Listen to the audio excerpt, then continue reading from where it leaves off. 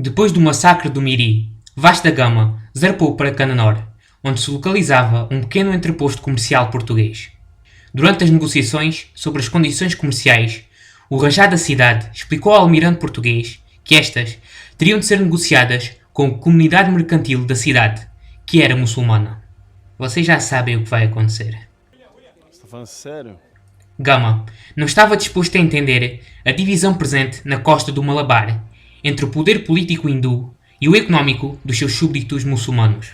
Os muçulmanos que se encontraram com Gama exigiram-lhe preços altos pelas especiarias, devido à mediocridade dos seus produtos. O português ficou incrédulo. Gama pretendia descarregar as especiarias que tinha carregado, mas o agente comercial português na cidade, Pai Rodrigues, tentou apaziguá-lo. O almirante, pensando que mandava em todos, ordenou a Rodrigues que saísse da cidade, mas este recusou-se, o que só serviu para aumentar a raiva do primeiro. Gama seguiu para Calcute e durante a viagem bombardeou um porto que pagava tributo a Cananor e capturou um navio muçulmano. Vem aqui, pra tu ver se eu não te dou uma sacadona. O rajá de Cananor enviou uma carta apaziguadora ao almirante, mas também ameaçou chibar-se ao rei português.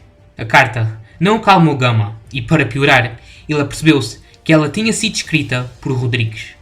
Em Calcute, as notícias do massacre do Miri já tinham chegado aos ouvidos do Samorim, e este apercebeu-se do perigo da presença portuguesa na costa do Malabar e começou a preparar uma solução para o problema português. Ele enviou uma carta a Gama, enquanto este ainda estava em Cananor, onde propunha um recomeço das relações diplomáticas, e enviou outra carta ao seu vassalo rebelde, o Rajá de Cochin, onde salientava a necessidade de colaboração contra os portugueses. O Rajá não atendeu ao pedido do Samorim e, para piorar, deu a carta aos portugueses, e esta chegou às mãos de Gama. Vai dar merda, vai dar merda! Ele chegou a Calcute a 26 de outubro, e antes de ancorar a 29, ele executou 3 prisioneiros muçulmanos. Táticas de terror básicas. Quando a delegação do Samorim chegou, Gama exigiu recompensação pelo assalto à feitoria e a expulsão de todos os muçulmanos da cidade, sabendo que o indiano não o faria. O Samorim respondeu de forma apaziguadora, mas Gama considerou-a um insulto e capturou a sua delegação. O homem simplesmente não tinha limites. A tensão entre os dois lados aumentou durante o dia e os portugueses capturaram 2 navios, um hindu e outro muçulmano.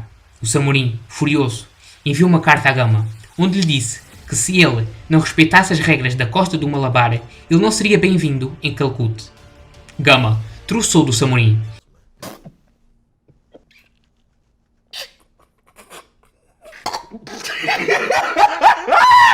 e exigiu uma resposta positiva às suas demandas até ao meio-dia do dia seguinte.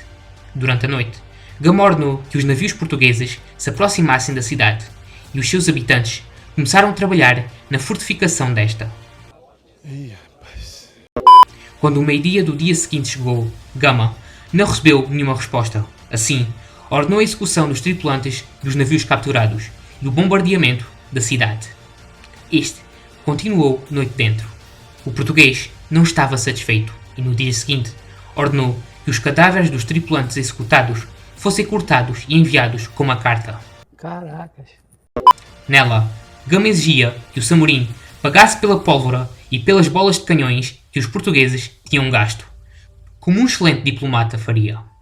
O bombardeamento continuou durante o dia e Calcute ficou deserta. No dia seguinte, Gama zarpou para Cochin, onde foi bem recebido pelo seu rajá, que se desejava libertar do domínio de Calcute, e deixou 7 navios sob o comando de Vicente Sodré, para que este bloqueasse a cidade. Apesar das boas relações entre os portugueses e Cochin, o carregamento de especiarias foi feito de forma errática, com os preços por definir e os comerciantes da cidade a abrandarem-no quando lhes convinha. Surpreendentemente, Gama apercebeu-se que tinha que pôr limites à sua fúria, pois o rajá era o seu único verdadeiro aliado.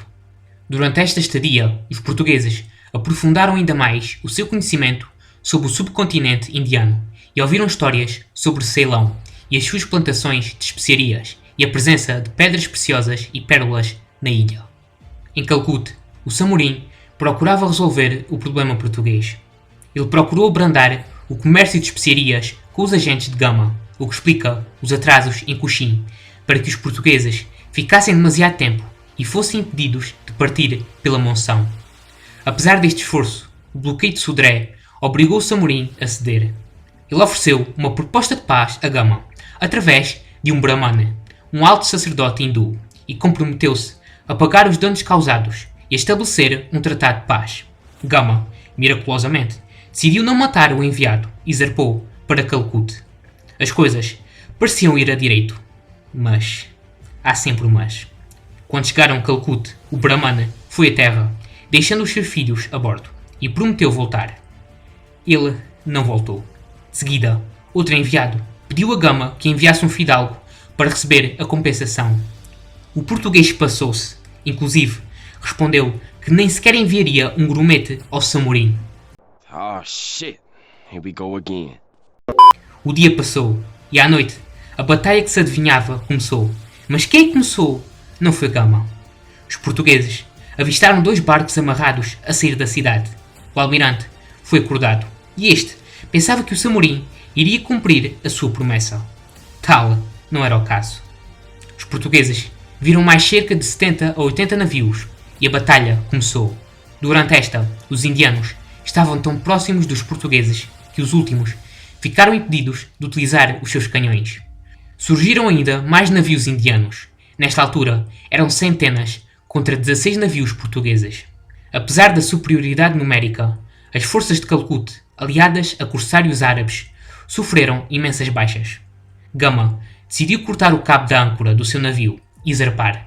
Devido à grossura do cabo, isto demorou tempo. Mas quando o navio se viu livre, ele encontrou outro obstáculo.